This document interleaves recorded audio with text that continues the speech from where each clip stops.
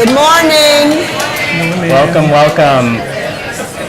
My name's Colin Smith. I'm the Director of Communications at Results here in the US, and I am so delighted to spend the next few minutes talking about how media can change the world. I am such a fan, really, of all the folks on this panel, and so grateful to you for joining us today. Media has really always been a key part of our advocacy at Results, and not just because of its power to move people's hearts and minds, but really more fundamentally to move decision makers into action. And we see that time and again in our work at Results. And the four folks on this stage here with me are finding ways to cover really serious issues, to show us what's going on behind those issues, and to chart the path towards solutions. Unfortunately, Janelle Ross, who those of you who have programs might see, is listed in there. She was called away on an important assignment last night, but I got an email from her this morning saying she wants to find a time to reconnect with this group in the future, so stay tuned from us. And before I turn to our panelists, I want to take a minute to recognize some of the media rock stars in the room here, out there. So just for a bit of perspective and contrast, so how many full-time professional public relations folks are in the audience? Looks like 2. Okay, now how many people here have had a letter to the editor published? Wow. All right, how about an op-ed? Who's had an op-ed published? That's good. And who here has worked with a journalist or an editorial board to pitch a story at some point? Everybody. All right. So this morning, the very first thing I saw when I walked into the hotel was the folks from Houston who had brought in all their media and had printed off copies that were literally covering a bench in the lobby of the hotel this morning, and it was like my favorite moment. And this weekend I've been paying attention. This is happening right now. Since we got to this hotel earlier in the weekend, I've seen things popping up in my inbox, pieces published by folks in this room and by your friends at home in Wyoming, in Texas, in Washington, in Zambia, in South Korea. Just the work that the folks in this room are doing to get these issues into the media is so commendable. So thank you to everyone for that. And sort of thinking about Results issues, I was sort of going through the list in my head, and I couldn't come up with one that someone on this stage hadn't covered.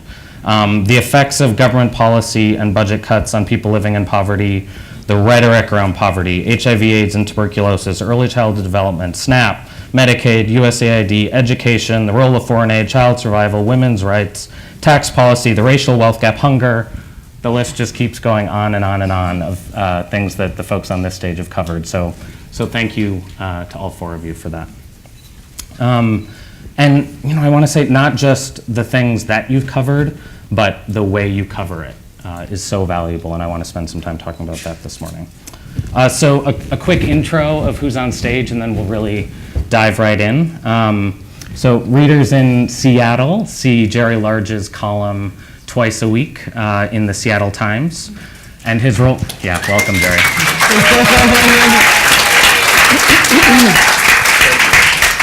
His role as a columnist there is the latest in a series of roles at the Times that span more than 35 years. He's worked at newspapers in 4 different states, and his latest accolade is as the winner of the Cameron Duncan Media Award for 2017.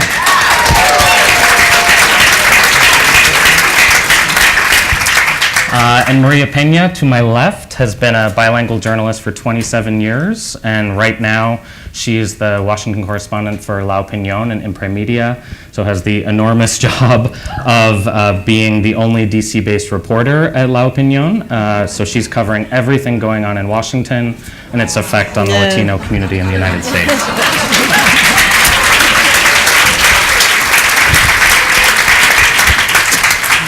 And Ann Simmons has 3 decades of experience reporting news across Europe, Africa, the Middle East, and North America.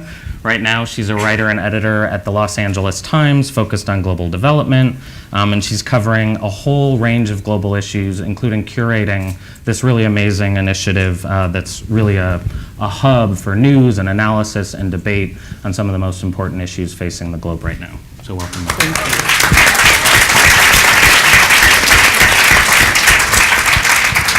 And finally, to my right, many of you have heard Pam Fessler on the radio on your morning commute.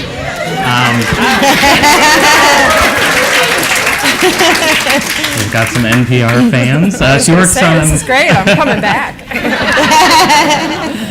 She works on the national desk and covers both poverty and philanthropy, and has held a whole slew of different roles at NPR as both an editor and a correspondent since 1993, when she first joined NPR. So welcome.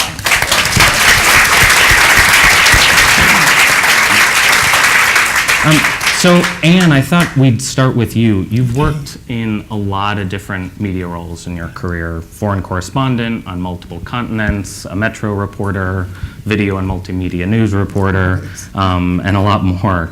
So over that time, how have you seen things change in the industry? Wow, that's a huge question. Gosh, and I feel quite intimidated in front of this crowd, my God. It's changed quite dramatically. Let's start with technology for one. When I started as a foreign correspondent years ago, when I was based in Moscow, we used to transmit stories via telex. And maybe some of you in the room don't even know what a telex machine is. And when I was then based in Nairobi, I had a satellite phone that was the size of a suitcase. Now you can transmit anything from the palm of your hand. So technology, definitely. Also, the way in which the speed of which stories are transmitted today. We have to be able to keep up with citizen journalists, with websites that aren't so traditional as the traditional media. I think that really does play a role when it comes to making sure that we are accurate. That really, it makes sure we have to ensure that even more so than ever, that we double check, triple check our facts, because we're trying to get stuff out there so fast that could lead to issues. It's also changed in the sense that what is important today, everything you could say is important. Obviously, my role, I've got to be very selective because I cover so many different issues. I basically cover anything that falls under the United Nations Sustainable Development Goals. So that would include poverty, hunger, human rights and justice, education. It's a huge brief. So I have to be very, very selective. In the past, I may have just had one particular one of those issues to cover. Now I have all of that, so it's changed in that regard. It's also changed because we have a smaller staff today. Before we could cover, we had bureaus all over the world. Now those bureaus, we don't have as many. We also had bureaus all over California. Now we have one main headquarters with a bureau in Sacramento, and we have Washington, D.C. So it's changed in that regard as well. Yeah, so. And I mean, you were starting to mention some of the issues that you cover in a really contentious political moment with breaking news just around the clock, lots of really pressing domestic issues in the media. How is it that you bring global poverty and global issues into the paper? How do you go about tackling those issues, particularly given all the other competing priorities right now? Well, I've definitely got to be selective, number one, and it all boils down to the way in which I tell stories, storytelling methods. So I have to be able to ensure that the audience is attracted to my page. Now, how do I do that? There are various ways in which I look to tell stories. We might use explainers, which would be, okay, does my audience know about this particular issue? How, let's see, what if I take an issue, for example, hunger. What are the hunger statistics today? I would explain in an explainer, what exactly is hunger? What does it mean when someone says they are hungry? Where is hunger most prevalent? What's being done about it? I might do a Q&A with a leader, a global leader from a particular NGO, or a member of the United Nations, an official from the United Nations, to do a question and answer session with an individual to explain what's going on. I might do a visual portfolio where I'd have images that explain the extent of poverty or hunger. One way that I look to really capitalize on the issue is through people. We like to humanize stories. Humanizing stories, telling stories through real people is what really is the most attractive we find for our audience. So there are. Great, thank you. And Pam, at NPR, you also have a beat, but it's focused sort of explicitly on poverty and philanthropy, lots focused in this country. Can you tell us a little bit about that work, how you go about selecting what you're going to cover, and maybe what a day looks like for you? Well, I would say actually I have some of the exact same challenges, and again, especially because NPR is radio for the most part, and audio is so important that I really do have to focus on these stories through people and through individuals. And so that's usually my biggest challenge. So I'm trying and figure out, what is the issue that I want to cover. And a lot of, to be honest, one of the challenges I have with covering poverty, it's not a breaking news story.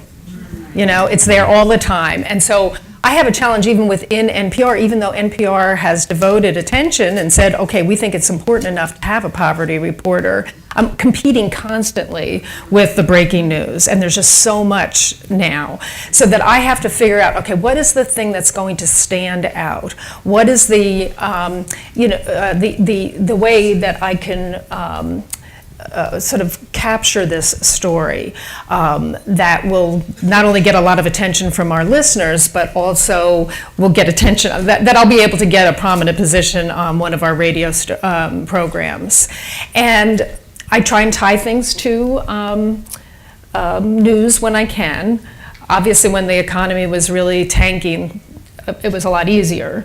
Now that the economy is getting better, you have a lot of people who think, oh, things have gotten better. So now, of course, my focus is, no, they haven't gotten better for a lot of people. They've gotten better for some people. So I recently did a two-part series where I just went down into Southwest Virginia and looked at, I did it sort of through the prism of a food bank down there and the challenges that they were having trying to sort of get the story out that there were a lot of people there that were still really struggling with food, and that they, in turn, the food bank was struggling because a lot of the companies that the coal companies that actually used to give them a lot of money were gone.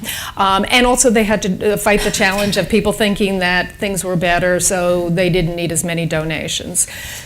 So that was not a real hard news peg, but that was the way I tried to. I have to constantly be thinking of a new way to present, quite frankly, the same story. And the way I can do it is through people and maybe just take a slightly different view of it. And also, I hate to tell you, it's also characters. One of the reasons I went to this food bank and did this story was because I met the woman who ran the food bank at some conference, and she was so dynamic and so interesting. I just thought, she in and of herself was just a fascinating person. She was so impassioned. She'd been around a long time. She put things in perspective, and she kept saying, it's like a third world country there. Nobody knows, you have to come with me. And it was she herself that made me go do that story. Mm-hmm. Yeah. You've spent, sort of switching gears a little bit, you've spent most of your career reporting from Washington and often even reporting about Washington. Right. What are your reflections on, sort of in the new political moment that we're in? How have things changed, in particular for the media here? In Washington. Well, I mean, it's some of the same things. I mean, they're just we're so inundated with information and with, competitive news organizations. And I've got to be honest with you, even at NPR, we are just now so focused on what's going on, within a mile of this building, and so I'm actually I'm still doing poverty, but one of my other beats is covering voting issues and like Russian hacking of election machines and how vulnerable you are. So a lot more of my time is going to be devoted to that in the coming months. And I think we're just sort of pulled by the news, especially when you're in Washington in this one direction. I find that I spend a lot more time now responding to reports that other people have done, and just, my editor says, oh, you should follow up on that and see if that's true. And we spend a lot more time in that, which is something I actually don't really enjoy doing or think necessarily is very productive, but that's part of the news business, unfortunately. And of course, you guys have to compete with all that, to try and get your message through. So. Yeah, and sort of picking up on that same theme, Maria, from where you sit, how have things changed in the last few months, and in particular, writing for the country's largest Spanish language daily newspaper, and your own focus on the impact of policies in Washington on the Latino community, and community that's come under threat in a lot of ways. What do things look like from where you sit? Well, it's tough. I think I need a raise.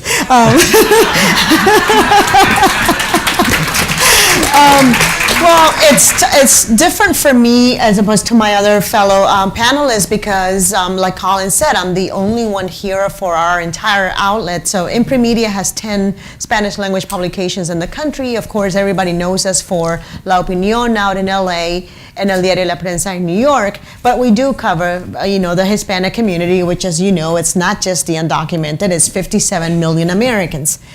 They just happen to have a Hispanic surname. So it's tough because a lot of people immediately think immigration is the only thing we care about, and that's flatly false. Let me put that out there now. Immigration is a big issue because there are 11 million immigrants that are undocumented. Not all of them are Hispanics, but most are.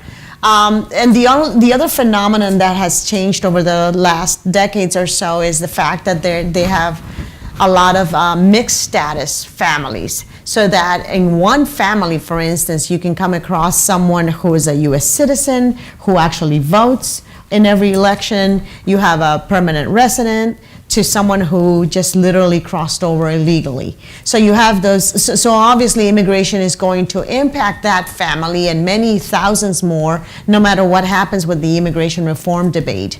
And so it's a challenge for me because, like everyone else, we have to deal with this avalanche of nonstop news every single day.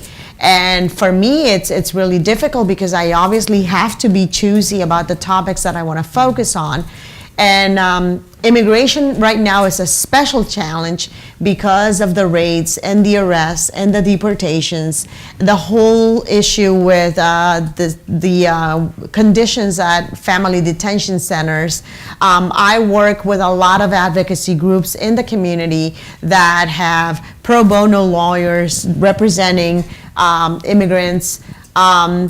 Some of the most compelling stories, again, have been humanizing the issue, showing the general public that a lot of these immigrants, most of these immigrants, are not criminals. These are people who crossed over. They have some of them have legitimate asylum cases. Some of them don't. It's an issue of economic survival. They come here for opportunities. And some of the really heartbreaking stories for me lately have been people who have been here for a long time and they just happen to be caught at a traffic stop and they get put on a fast track for deportation. There were two recent examples, if you haven't heard of them. One of them involved a Mexican immigrant who had been in the States, in Hawaii, for more than 2 decades. He worked the fields, picking beans, eventually saved money, bought his own coffee farms. So it's the typical American rags to riches stories that we love because it says something about the character of our nation. And yet he was forced to voluntarily deport himself to Mexico because he was here undocumented.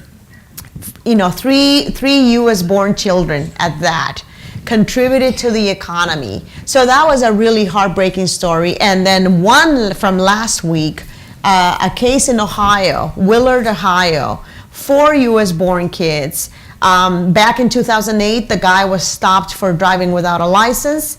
Under the Obama administration, he was not a priority because, of course, he didn't have a single criminal record. And so he was allowed to stay his deportation until this year. With the new administration, he was told, buddy, you're going to have to buy your ticket home. And so he did, and there were all sorts of efforts by the advocacy community to try to stay the deportation once more. That failed. It was just really, you may want to Google it or find it on Twitter. There are a lot of pictures of him saying goodbye to his kids and his wife.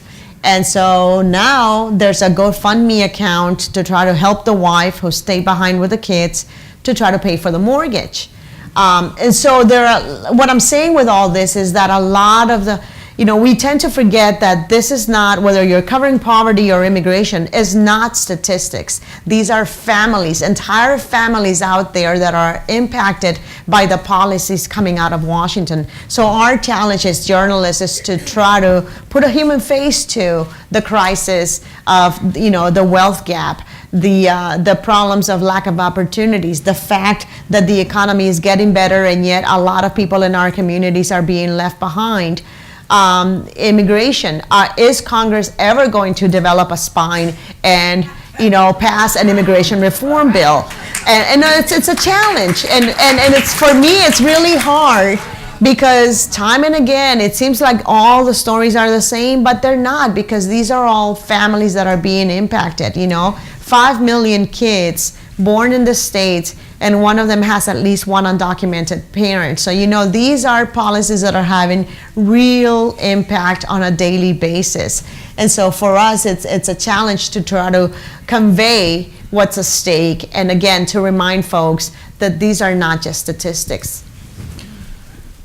So, as you sort of mentioned, you're the only correspondent.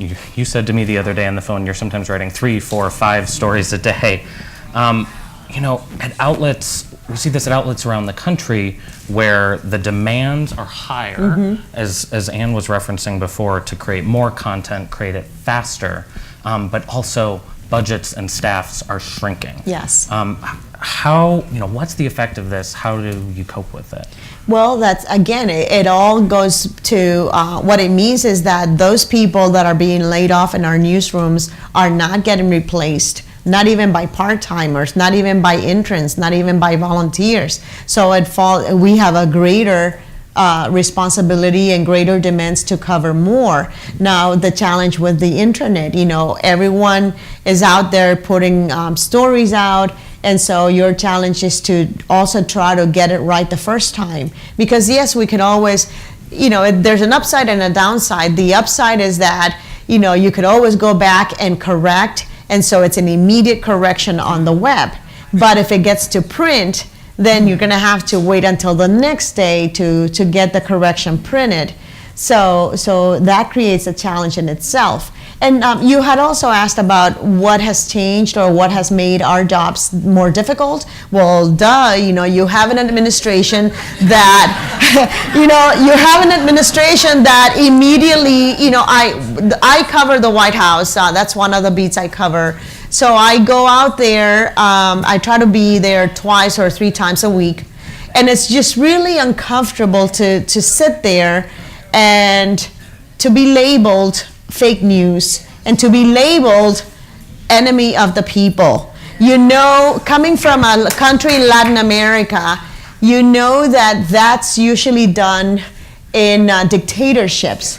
That's usually done for people that are trying to silence critics and silence scrutiny. So to me, as an immigrant journalist, it's just really difficult because we are all, none of us up here sets out to be deliberately biased or untrue or to get it wrong the first time. We try to correct it. If there's a mistake, we correct it.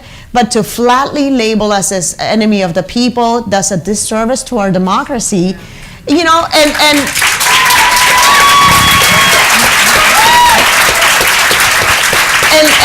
why this is important to us as a Hispanic outlet, one of the big things that we try to do through our journalism and through our stories is to try to encourage more people to become U.S. citizens, and once they become U.S. citizens, to try to register to vote. That's one of our particular challenges as a Hispanic outlet, because that's one of the services we do to our community.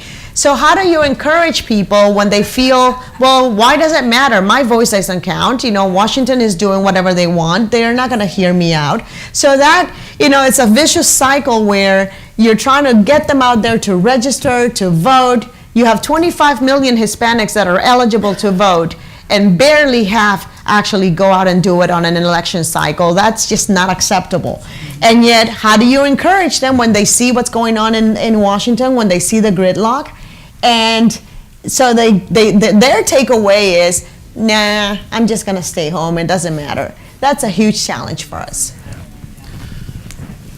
Jerry, your columns, so often force us to look deeper at a lot of these issues going on behind the breaking news, the social implications, the political implications, the racial implications of what we're seeing on the front page, and you try to sort of dig into those dynamics of what's in the news, but also calling out what should be news. How do you go about deciding what to write on? Like whatever I'm thinking about that I can't get off my mind usually, which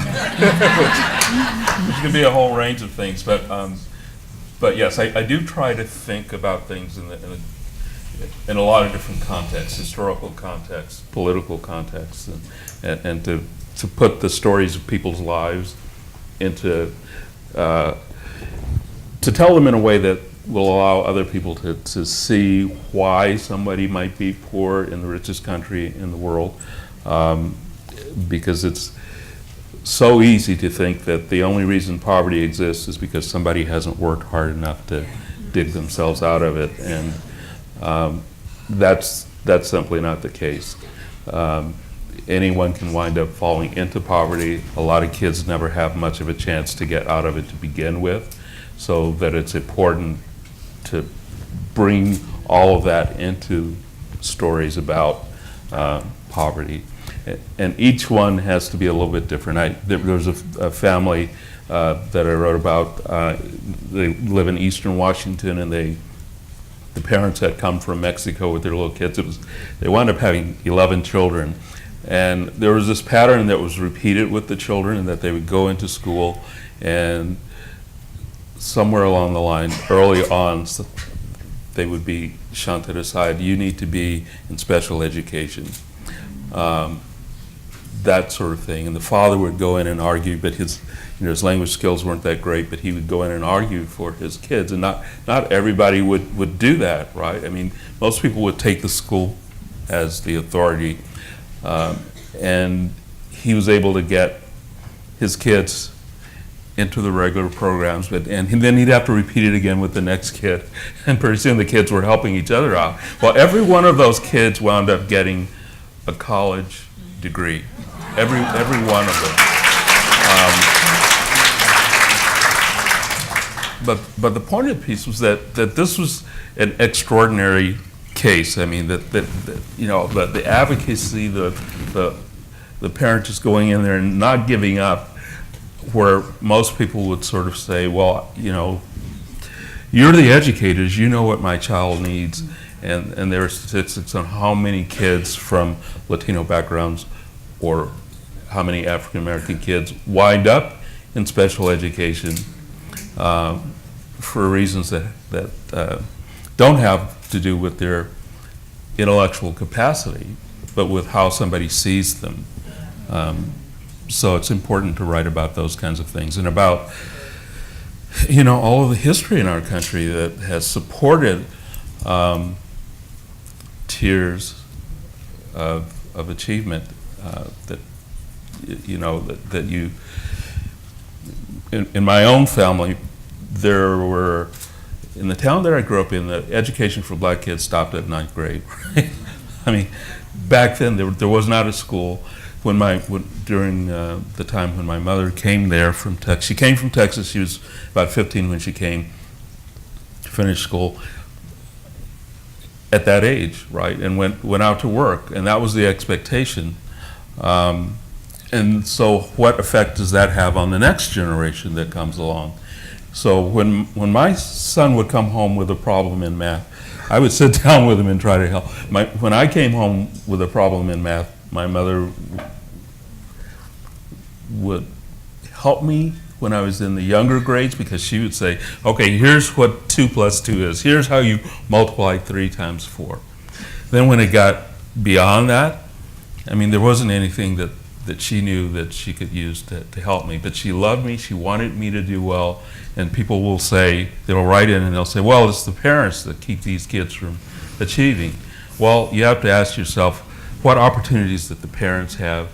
How much were they able to help?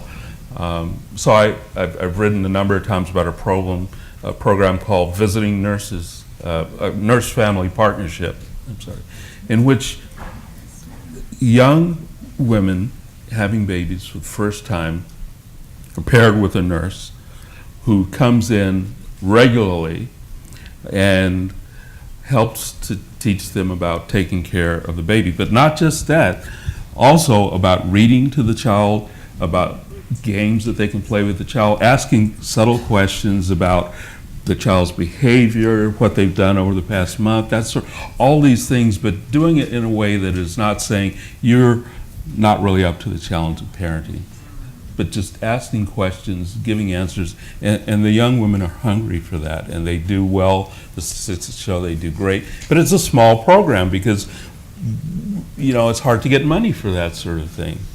That's part of what I was looking back at a piece you wrote earlier this year. You were talking about the 4 famines going on right now, along with hunger in Seattle. And you ended with saying, I hope we can consider how we might help prevent these things in the future by relieving the human conditions that make such disasters possible. What do you think the media's role is in that? I think it's very important for us in media to talk about things that contribute to all these. Famines don't just come out of nowhere, right? I mean, they are the result of intentional government policies around the world that affect the people's lives. Their trade policies, all kinds of policies that determine how much people are going to be able to achieve, and internally as well. So you have a situation like remember the riots in Ferguson, Missouri, and initially media coverage was about people out in the streets breaking windows. It was only later, and we always get it right eventually, but it was only later that you began to see stories about what the lives of the people in Ferguson were like, why people were so angry. Sure, it was this one event that catalyzed things, but you see that the city government there had not been helping that part of its community, had not only not been helping that part, but had been relying on the black community for money to fund the rest of the city, that giving all kinds of tickets for minor infractions that were overwhelmingly given to people in the black community. That was robbing people of a chance to advance themselves, but also fattening the coffers of the city for benefits that other people got. And on. The schools, were not serving their needs. And so you have these things built up over time and not being written about because there wasn't a riot, right? I mean, what we need to do is to always be cognizant of what's going on in our communities, who's being helped by policies, who's being hurt by them, and to be constantly writing about those things and impressing on the greater audience why they should care, why everyone should care. Thanks, Jerry. So a couple of questions for the whole panel here, and feel free to jump in, and then in a minute we'll take some questions from the audience as well. Last year, data from a survey of newsrooms really all across the country showed that more than 80% of people in newsrooms are white. And that when you look at the masthead of a lot of outlets, the numbers are even more skewed. A lot of people have been talking about what does it mean to have a media that reflects or doesn't reflect the community. So what do you think the effect of this is? And more importantly, what is there to do about it? Well, so at NPR, we've, like most news organizations, I think, have really tried to step up our efforts to attract a more diverse staff. Also, we've tried to diversify our the people we bring on as experts. We went through this big like a year-long effort to really just look at who we brought on as experts, not only within our stories, but also when you hear those interviews with the hosts. I would say it had mixed results. I think there was a spurt of interest, and everybody tried really, really hard to get a lot more, people that they didn't usually talk to just get more voices on the air. But I feel like, quite frankly, a lot of it has fallen by the wayside, and part of it is because with the demand of news, you just go to the person that you're used to talking to, right? Now, my personal feeling is that one of the problems with looking at diversity in the newsroom is one thing we don't look at. We look at diversity and do we have more people of color, maybe gender diversity, but we don't really look at economic diversity, which to me, I feel is very significant. That if we have a lot of reporters who are of any ethnic group, but they all went to Harvard or they all went to, are in this very specific socioeconomic group, they're still not getting at those stories. They're still not, in the community that you're not hearing about. They're still not, it's really not diverse. I mean, when I started, and I'm probably when most of us started as journalists, although I think I'm probably the eldest person here, most of the people that I worked with were came from very working class families, blue collar families. I think now the newsroom, almost everybody has come from or elevated to a much sort of higher economic group. Now maybe it's because I'm in Washington, I don't know. But even the young people who are much more, maybe had diverse backgrounds, they're all well off. They're upper middle class. And I just wonder sometimes, whether we're really getting at the voices that we should be hearing and understanding the stories, what's going on. So I dug up a similar statistic. This comes from the American Society of News Editors.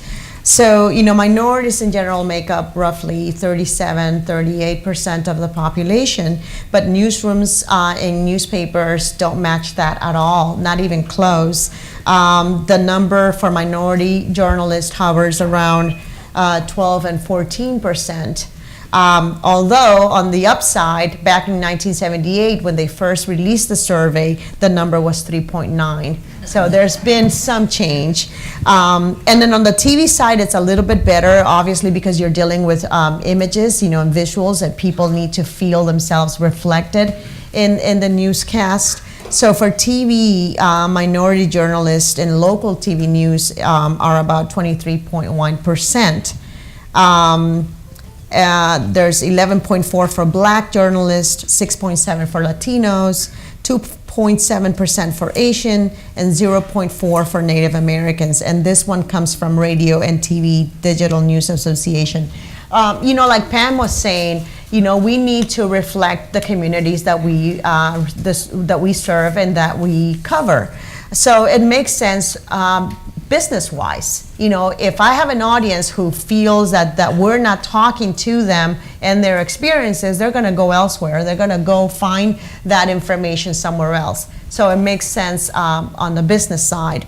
Covering issues of fairness and equal opportunity. like for instance in the district, the capital, the nation's capital is majority black. Well, obviously your newscast and your stories have to represent the issues that this particular community, is facing on a daily basis. Again, if they feel like you're not covering them, they're going to go and get their stories somewhere else. And it goes back also to the stories that are not being told at all or are being underreported, like the issue of immigration. For instance, for the longest time, mainstream media had ignored immigration until it blew up in their faces in 2006 with the national marches. There was one time, there was a single, I think it was in May, there were over a million immigrants marching across the U.S., and it caught the mainstream media flat-footed because they hadn't covered it like we had covered it on a daily basis. So it didn't come as a surprise to us. We knew that this issue was festering in the underbelly of America, but mainstream media was basically ignoring it. So of course, when they saw those huge marches, it was like, oh my God, where did these people come from? And so because I didn't have journalists who understood the community, there was a lot of coverage that frankly was just really appalling to me. The stereotypes that came forth, the controversy because some people decided to march with the Mexican flag and the American flag.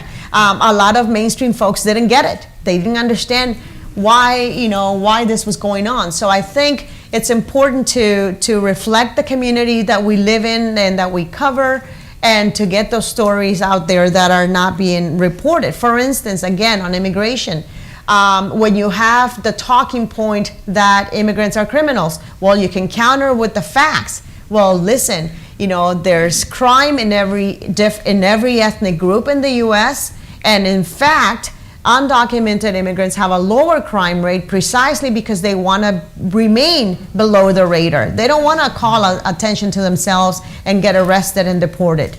So you need to counter with facts, and the way you get to the facts is to be in the community and to interview the people that come from those communities. The story is not gonna write itself. You have to go out there and get it. When you talk about threatened cuts to Medicaid, a lot of poor folks are also immigrants. So you have to go and talk to people. How is this going to impact your family? When you talk about the ongoing debate about repealing Obamacare, what was the real impact of Obamacare in minority communities?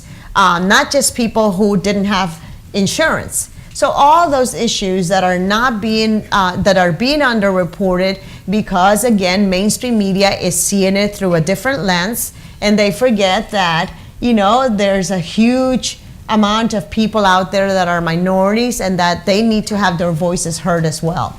Can I just add one quick thing? Yeah, I also feel like one of the things that we also forget is that it's, as part of diversity, we also want to hear from, who are those people, quite frankly, who voted for Donald Trump that a lot of us in Washington might have a hard time understanding. A lot of people in the media. So I also feel like, when you talk about diversity, you want to have,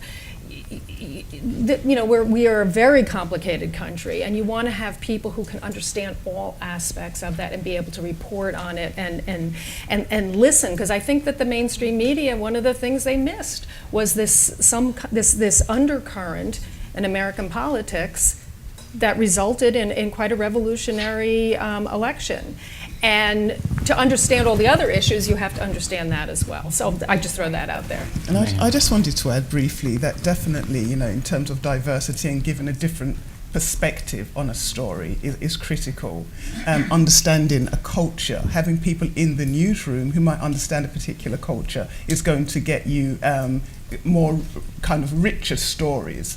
Also, language. If someone speaks a particular language and can go into a community, it does break down barriers a lot easier. So I think newsrooms are trying. I'm not sure if they're trying hard enough today, because in general, journalism has been hit by cuts, and everyone's going to get hit. Everyone's going to be cut. We're not just going to say we're going to save minority journalists. Everyone is being impacted by cuts. So I think newsrooms have to pay particular attention to demographics. I would say that. Well, I mean that's true. I mean, the cuts, 60% newspapers have lost. 60% of journalists lost their jobs over the last 20 years or so, and it's amazing how our newsroom is half the size that it was. But one of the things that gets forgotten in that is that people forget that the importance of having a diverse newsroom, so that people can not only talk with each other and help educate one another, but so that you have people who recognize issues that might not be apparent to everyone else in the newsroom. I've been at this for a long time, and there's this constant discussion about diversifying newsrooms, and it never entirely happens, ever. And one of the reasons is that it's a judgment call as to who is qualified. I've heard editors say, well, yeah, we're really trying, but it's hard for us to take a risk right now. And when we were flush with cash, it was hard for us to take a risk right now. And I think every time you hire someone, you're taking a risk, regardless of who that person is. So part of it is changing the attitudes of the people who make hiring decisions, and that's true for every business, every industry, regardless. But with journalism, you're telling stories. You're telling somebody's story. Whose story is that going to be? And that's I think a huge thing for media. Are you going to trust somebody who has a different story of the world than the one that you have? That's a question editors have to ask themselves. I think it's very important for every journalist, regardless of what color they are, regardless of what economic status they have, to educate themselves about the country. And that's something that people very much don't do. I mean, I'm amazed all the time at what people don't know, that I would think that any journalist should know. I mean, I think if you're a journalist, you should have a stack of books around you reading about all of these things constantly. I mean, I love history. I love reading about every group that we have in the country. They have very different histories. They're all fascinating, and they all intertwine in very interesting ways. And if you're not curious about that, I don't know why you should be in journalism to begin with. Another thing that I wanted to add. Another thing that I wanted to add in terms of storytelling, when you look at the statistics, the census is saying that by 2044, minorities will be majority. So that's where the country is heading. One criticism that I have of mainstream media, although is improving now, is that one way to get that storytelling improved and to reflect the communities that we all live in is to also include minorities as experts and sources in your stories and on TV panels, and like CNN, for instance. I don't mean to single them out, but a lot of times if it's not the only Latino person they have there talking about issues, is Ana Navarro. She was the McCain communications director when he ran for president. Other than that, you have this old white man talking for the rest of us, and you don't see diversities of opinions there and views. What happens to what's going on with the Asian community, what's going on with the Hispanic community. There are lots of people that if they only bothered to look, they would find people, voices from within those communities who are experts in a lot of fields, not just immigration. So that needs to change as well. Yeah. I think one last point there also, Colin, is that I just want to add really quickly that I don't mean to say either that you need to be black in order to cover the black community, or you need to be Latino in order to cover the Hispanic community, because then there is this fear or this tendency to get pigeonholed then, right? So that I'm black and I'm in a newsroom, and of course, the black journalist has to cover the black community. I'm interested in Russia, the Middle East, Asia. So, I would like the opportunity to do that as well. Exactly. So that's just, Exactly. just a point to make.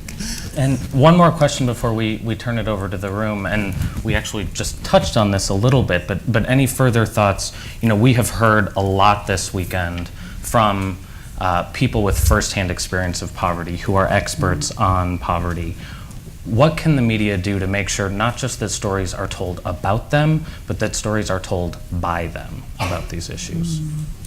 I would say, again, we've been saying it all along, a compelling way to deliver the message is to find people who represent the struggles on a particular issue. And to, I always rely on advocacy groups for story ideas.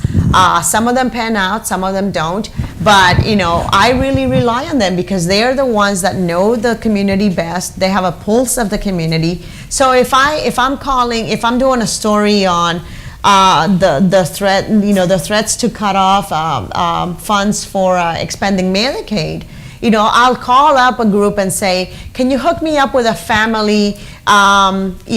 Thankfully for me, because I'm in print, I can get away with doing a lot of my work by phone. So I can call anywhere in the States and interview people by phone. So I'll call up an advocacy group and say, hook me up with a family in one of those states that expanded Medicaid. What's going to happen to that family if the state loses that money? So I've had a lot of people reach out and help me find folks that are impacted by those daily issues. Education, there are huge cutbacks coming in education for FY 2018. Well, can you hook me up with a family that's going to, be impacted by having an after-school program cut off, or a preschool not expanding? Or a lot of or like the Pell Grants or whatever is going on in that particular field, I make sure that I reach out to people who can connect me with families that are the typical family that's going to be impacted by whatever's being decided in Washington. So I think it's important to rely on the folks that know the community best through the work they do. I'm so sorry. That's fine.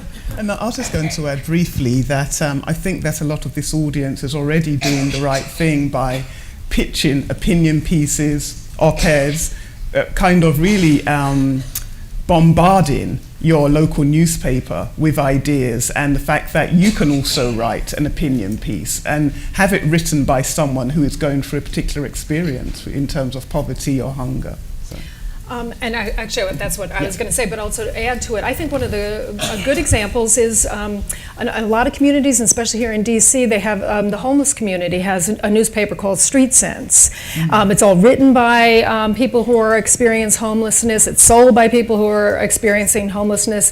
There's a homeless speakers series where they go out and talk to different, the universities, the hospitals. I think now, because media is so accessible to anybody, I mean, if I was in the anti-poverty community, I would be doing a lot more, like create a podcast that has people on it who are delivering their stories.